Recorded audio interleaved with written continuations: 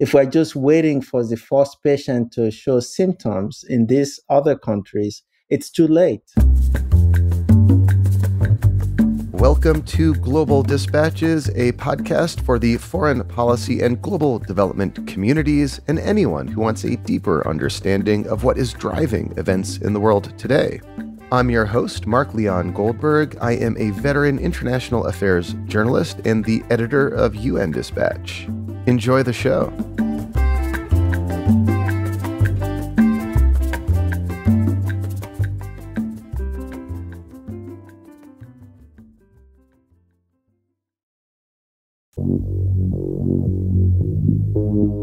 At time of recording, there are two ongoing outbreaks of Marburg Virus Disease, one in Tanzania and the other in Equatorial Guinea.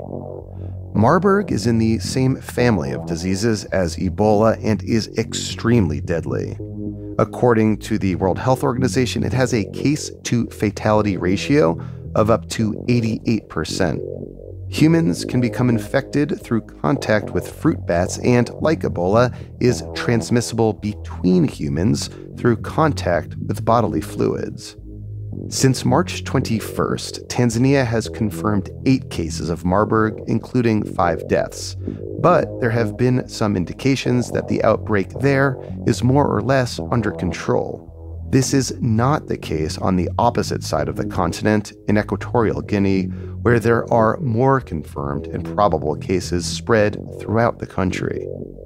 Joining me to discuss these outbreaks is Dele Ogunseitan, a professor of population health and disease prevention at the University of California Irvine and a visiting professor at Stanford University's Center for Innovation in Global Health. He also leads the Training and Empowerment Objective for a USAID project called One Health Workforce Next Generation. We kick off discussing the history of Marburg virus before having a longer discussion about these two outbreaks and what can be done to stop Marburg from spreading further.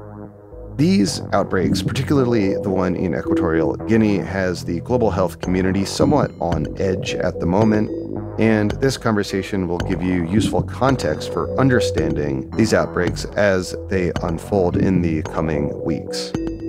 Now, here is my conversation with Dele Ogunseitan of the University of California Irvine and Stanford University's Center for Innovation in Global Health.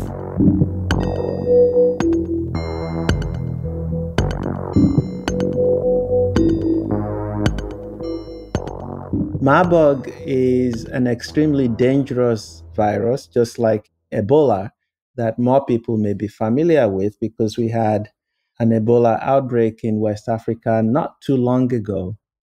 Marburg was discovered through people who are infected after having visited a site where the virus is endemic in animal populations.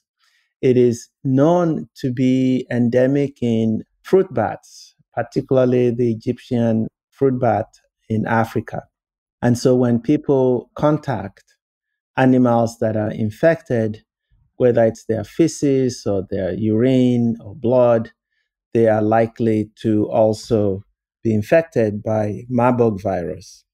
And so it is one of the most contagious and deadly viruses because mortality rate is very high. How common are Marburg outbreaks in recent years? We may never know the answer to that because people do die quickly.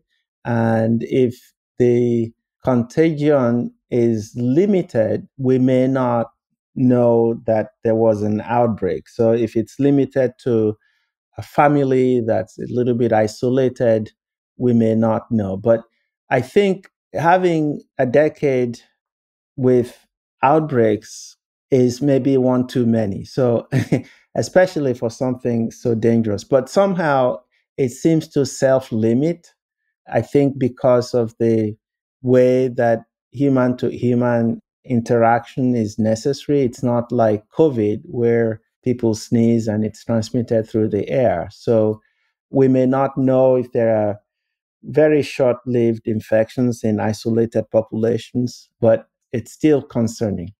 So the reason I'm speaking with you about this is that there are two ongoing outbreaks of Marburg, one in Equatorial Guinea, the other in Tanzania. These are like very far away from each other. So is it like a coincidence to you that there are two concurrent outbreaks if indeed Marburg outbreaks are not commonly identified?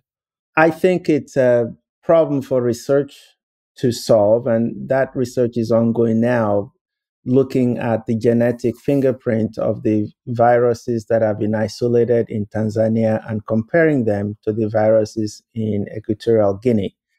I think they are independent viruses. I think the research is likely to show that the outbreaks emerged separate from one another, which it's not too unusual because the bat populations in both countries can harbor the virus, and all it will take is for people to encounter those bats and have a spillover event occur independently.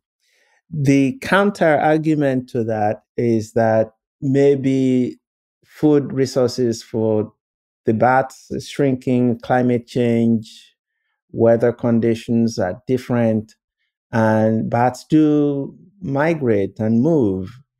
And so the only way that one would confirm that there's a linkage between the Equatorial Guinea outbreak and the Tanzania Guinea is either to show that the bats have migrated from one country to another, or that people who are infected have moved from Equatorial Guinea to Tanzania, for example, or vice versa. I do think that the chances of those alternative explanations are maybe more remote than the idea that these are independent outbreaks that emerged because people in those two countries encountered infected bats. And the reason that's more likely is that in between the two countries, there are lots of opportunities for other people to be infected in countries in between. And we haven't seen that yet. But just because we haven't seen that doesn't mean it doesn't exist. Like I said, people tend to die very quickly after infection. And if it's not fully diagnosed, we'll never know if it's Marburg or something else. So I take it that Marburg is transmitted in a way similar to Ebola, contact with bodily fluids of infected people. And it's my understanding, just reading the latest from the World Health Organization and from reports, that the outbreak in Tanzania is seemingly somewhat contained, whereas the one in Equatorial Guinea is probably not. Is that your sense in reading the data so far? That's what I've read as well. And there are lots of reasons why that may be so. One of the goals of our project, One Health Workforce Next Generation, is to train people in, well, we have Tanzania is a partner in the African One Health University Network. And if you have personnel that can recognize the likelihood of spillover, respond to pandemics relatively quickly or outbreaks relatively quickly, and you have the laboratory capacity to diagnose, you have quarantine facilities, you may be able to limit an outbreak so that it doesn't become too widespread. I don't know enough about the situation in Equatorial Guinea, and if the index patient is in a remote area, it's difficult for healthcare personnel to implement any control measures in that part, then it will likely spread more quickly and more widespread than in a situation where there is trained personnel and access to equipment and care and public information, right? So it's warning people about the situation and giving them information about how to protect themselves. So there are so many competencies that need to align to stop something like this from becoming a national or regional threat. And any one of those points could be the weakest link in a chain of events, and then things can spiral out of control. But it's interesting to watch the two countries now, and particularly also the neighboring countries, because borders are porous. And we need to make sure that we provide support for countries that may be struggling and learn from the countries that are doing well in containing the infections. And as you noted, it does seem that Tanzania has the capacity that you described to identify and test and confirm cases and do the kinds of isolation that seems to be required to stop the transmission, whereas Equatorial Guinea is struggling to that end. And it's also my understanding that within Equatorial Guinea, there are cases that are geographically dispersed throughout the country. Is that right? Like, what do we know about the cases in Equatorial Guinea thus far? Yeah, that would be a major logistic challenge if the cases seem to be in different parts of the country and without the ability of healthcare providers to reach populations that are clustered in different parts, and deploying the same resources one after the other will not do it. You have to have the capacity to simultaneously deploy the interventions to make a difference. But I don't know right now what Equatorial Guinea is accepting in terms of experts from outside the country to be able to provide support. There are many people, and I'm not among those people, who can be rapid response, wear your protective gear and go into remote places. But there are people like that in the world who are trained and maybe ready to go. I mean, we need more people trained in that kind of emergency response. Well, every country should develop the capacity, but if they can't in the time that's needed, that the world community of experts ready to go to support that kind of dispersed response. So, one of the reasons that the world seems to be getting much better at containing Ebola, which is similar in structure and is a cousin of Marburg, is that there is now an effective Ebola vaccine. And when there is a confirmed outbreak of Ebola somewhere, local health authorities, along with international partners and the World Health Organization, can often conduct what's known as ring vaccination, right? Where you vaccinate contacts and contacts of contacts to prevent the spread, in that case, of Ebola. Now, it's my understanding, correct me if I'm wrong, that there are trial vaccines, candidate vaccines of Marburg. Is there any sense that these trial vaccines may be deployed in this case? I think first, many of us think that we have waited too long to get a Marburg vaccine ready to deploy in situations such as this. My understanding is that the WHO has a list of candidate vaccines, but not all of them have been proven in clinical trials.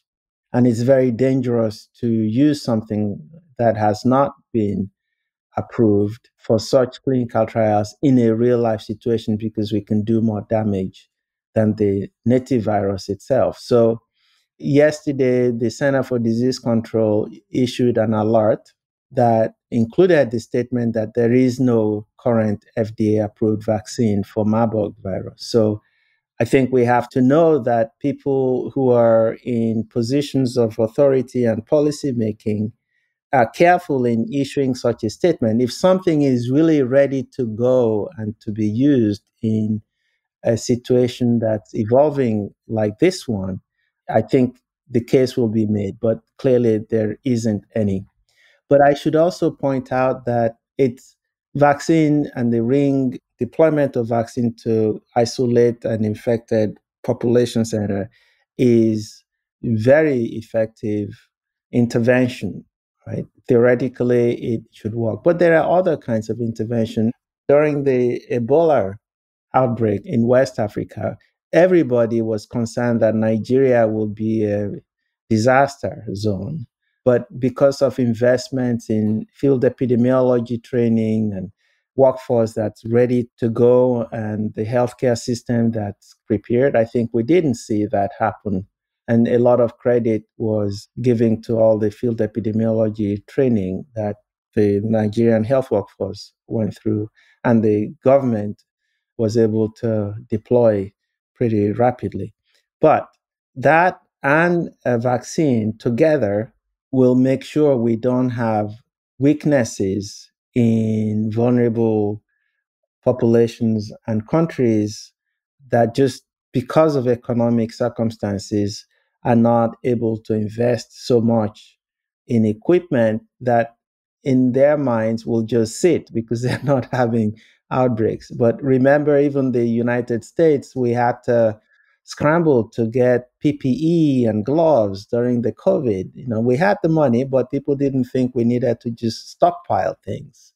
And so there are these other ways of making sure that the response is quick enough when we either don't have a vaccine that's ready to go or vaccines are in short supply, that there are other things we can do, including public education, that may help in this situation with Marburg.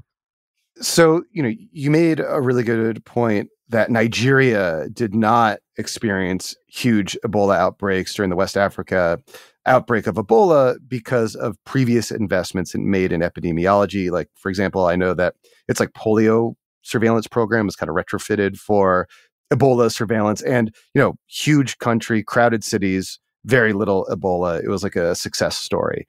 But how concerned are you that Equatorial Guinea does not have that capacity, that Cameroon nearby might not have that capacity, that like Gabon might not have that capacity? In general, like, how concerned are you that this current Marburg outbreak may get worse and keep getting worse and metastasize in a way? Well, I am concerned, and I think we should all be concerned, particularly because we only usually see what I consider the tip of the iceberg when we have these reports. And we're 3 months into the year, and we have two countries, and we don't know exactly how they both now have outbreaks. My guess is there are other cases in other countries besides these two. We just don't know it. And the countries that you named, I'm sure their ministers of health know about this situation, but it's also the Ministry of the Environment and Wildlife that need to be on alert, monitoring bat populations, bat feces with personnel who know what to look for. This is what we've called integrative One Health surveillance, and the WHO's field epidemiology training program, the tripartite, which have been part of the technical advisory group, is really now eager to push this kind of integrative surveillance out to countries for training and for capacity development because, you're right. If we're just waiting for the first patient to show symptoms in these other countries, it's too late because then that patient will not be the only one and we'll be just chasing patients all over the place. But we need to be able to identify where things have spread before large numbers of people start dying. So in the coming weeks, are there any indicators that you'll be looking towards that will suggest to you whether or not the Marburg outbreak, particularly in Equatorial Guinea and in that region of West Africa, is getting worse or if it's becoming contained? Like, what sort of indicators or signs are you looking towards in the coming days and weeks that will suggest to you how the situation may evolve? Yeah, for global health, when people start dying, it's already too late. So the indicators will be that the country is accepting aid in terms of personnel who could monitor wildlife and populations in remote places. If they don't have trained people, I'm sure there are brave foreigners who could come in and help that situation. So if they're politically resistant to that kind of help, that will be a concern to me. But if they have the will to deploy people to monitor the population in remote areas, to look at bat populations, to invite investment in equipment that can provide the sort of, there's no cure for Marburg. It's fluids, isolation, and care, that they reserve facilities to do that. If none of that is happening right now, we're in trouble. Particularly the people in Equatorial Guinea, I think, will continue to live in fear, and every death will become suspicious. I mean, there are symptoms of Marburg that may look like malaria, and it will just sow confusion in the population. So assuring the population through public education and health campaigns will be a good indicator that the country is willing to stop this in its tracks. On that political question, I mean, have you seen any indications that President Obiang, for those who are unaware, he's the president of Equatorial Guinea, is like the longest serving president ever. He or his family has been in power since like the dawn of time in Equatorial Guinea. Is he acting responsibly thus far? Well, politicians in many African countries become complacent because they've been in power too long. And I think this is a problem for the African population to solve, because you need fresh ideas. Anybody who's been in power so long, to me, raises a lot of suspicions that they're effective. You alluded to this earlier, but I'd love to have you flesh this out a little bit. The relationship between climate change and Marburg virus outbreaks, is there a direct relationship that you can identify or deduce? There have been many, many ideas about the impact of climate change, and I'm actually quite wary of attributing every new health threat to climate. Climate theoretically can affect outbreaks like this, particularly as it influences the interaction between people and animals and the environment. And it's not that hard to see that if there is a drought, the bats go look for food in other places. There are strong research studies about the migration patterns of fruit bats and the range of their activities. I don't know that there's been a lot of data on how changing climate affects bat populations in this part of the world. But to me, that will be the likeliest explanation. If forests and fruit bearing trees changing their season of producing fruit, and bats are having to either encroach in human attics and sheds and things like that, then the contact between humans and infected animals may become more frequent. And there are ongoing research projects to understand that interaction between climate and that middle point between humans and animals, whether we're hunting them for food ourselves because we don't have access to other resources, or that the animals are getting closer to human habitation because they don't have ready access to the food resources that they have. So that interaction has been going on since humans have arrived on the planet. So it's not new, but it also can produce diseases that are emerging, and new diseases that we never knew. Marburg is relatively new in human scientific understanding. Today, there may be new viruses emerging because of changes in human movement and animal movement that we'll be recognizing in 10 years from now. So this is a constant moving goalpost and battle, if you will. But if we didn't have climate change, adding to that complexity, I think we would have an upper hand. But the uncertainty of climate and how it's affecting the dynamic interactions really makes it difficult for planning. But we now have to include that as part of the considerations. Dele, thank you so much for your time. This was very helpful and timely, and hopefully this will be contained, but we'll certainly monitor this as the situation evolves. Thank you. Absolutely. Thank you, Mark.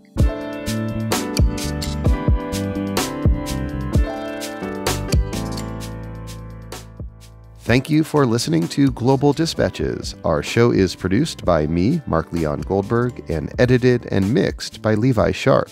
If you have questions or comments, please email us using the contact button on globaldispatchespodcast.com. Before you go, do take a moment to show your support for the show by becoming a premium subscriber. If you're listening on Apple Podcasts, you can do so with a couple taps of your thumb. If you're listening elsewhere, you can go to patreon.com/globaldispatches. We rely on support from listeners to continue to do what we do far into the future, and by becoming a premium subscriber, you will unlock access to our entire archive of hundreds and hundreds of episodes. Please rate or review the show on Apple Podcasts.